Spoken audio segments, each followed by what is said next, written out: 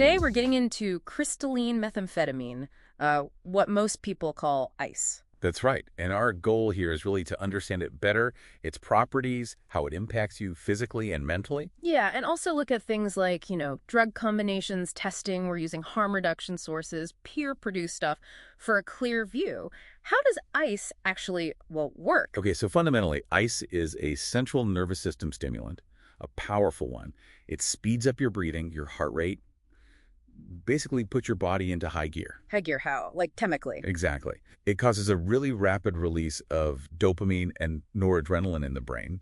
These are neurotransmitters tied to pleasure, alertness, reward. So that's the rush people talk about. That's the initial intense euphoric rush, yeah.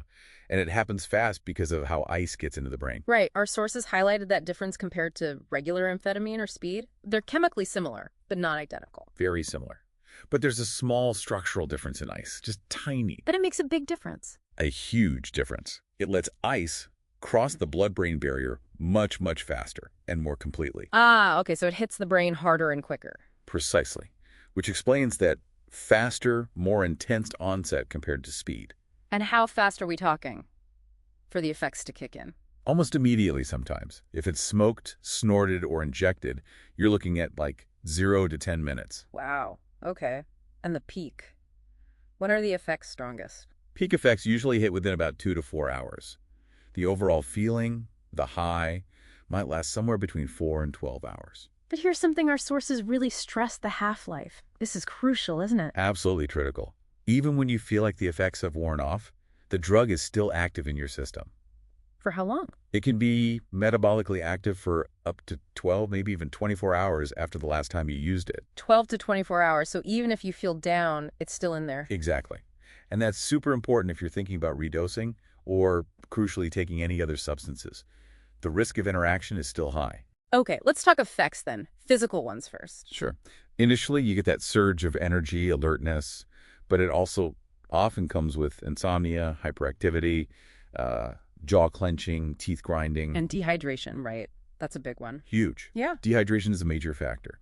More serious, though less common, physical effects can include tremors, heart palpitations, and in rare cases, really severe stuff like collapse, seizures, stroke, or coma. And emotionally, it sounds like a roller coaster. It really can be. You get that initial euphoria, maybe increased confidence, but it can shift really quickly. Moodiness, irritability, sometimes aggression. Especially during the come down, I imagine. Definitely. Depression during the come down is very common.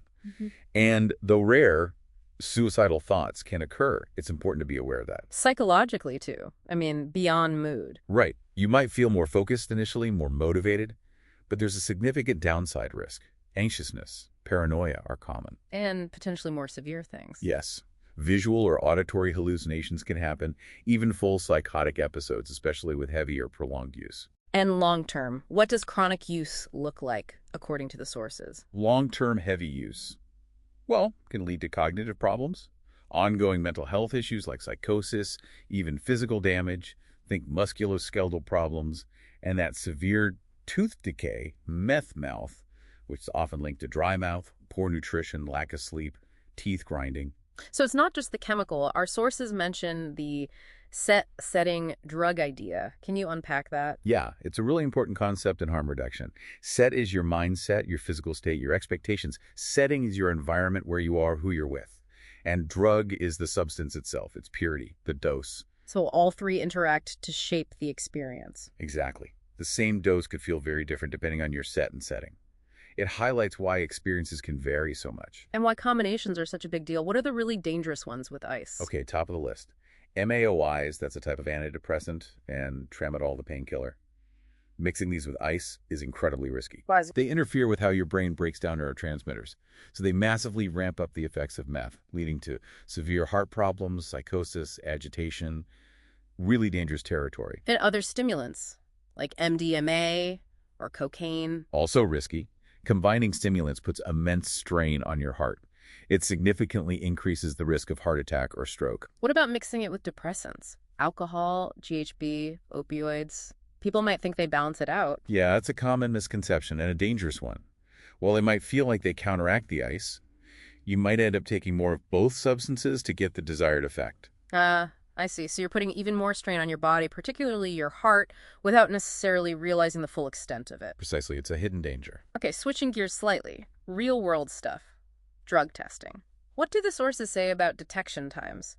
Roadside tests first. For police saliva tests, ice is usually detectable for about 24 to 72 hours.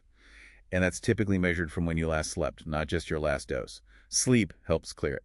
Right. Interesting distinction. And workplace tests. Workplace testing, often under OHS law, uses different methods. Yeah. In urine, ice can show up for maybe 2 to 5 days. Longer in other tests? Oh, yeah.